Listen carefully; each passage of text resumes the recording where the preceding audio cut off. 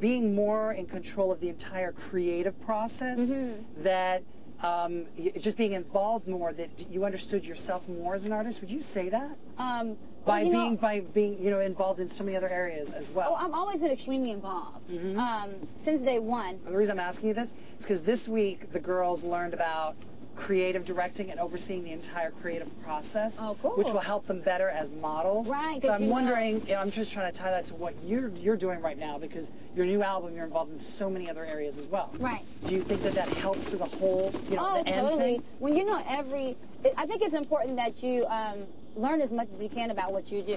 Even if you, I'm not going to say I'm not a director, because I've given directions in my videos before, but I think it's important that I learn even more about what directors like and what you're trying to do, like what camera angles, help you in certain, shots, or what the way a camera should move in certain shots, or how should I move in front of the camera, being that it's positioned differently. So, it's like with the directors and stuff like that, or for photo shoots, the same way, like you start to learn how your body reads in certain shots. Like some things may look good, but in a certain camera angle, it doesn't read right, or you learn things like that. Or from my choreographer standpoint, like certain dance moves, they're going to read better on stage, or like it's about lines, it's about making everything big, and you start to really learn those things, and they start to become like second nature.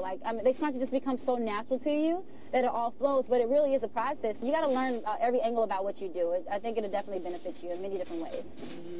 It makes a huge difference. They're basically the boss of your brand, because as models, you girls are essentially creating a brand for yourself. You are the brand, you are the product. And you kind of have to separate yourself a little emotionally, because people are going to love the brand some days, and some days they're not going to love the brand. Absolutely. So sometimes I'm very positive to you guys and say, oh, that's great, that's great, that's great. And then some days I'm like, this isn't working. Right. That is not a personal attack on At you. all.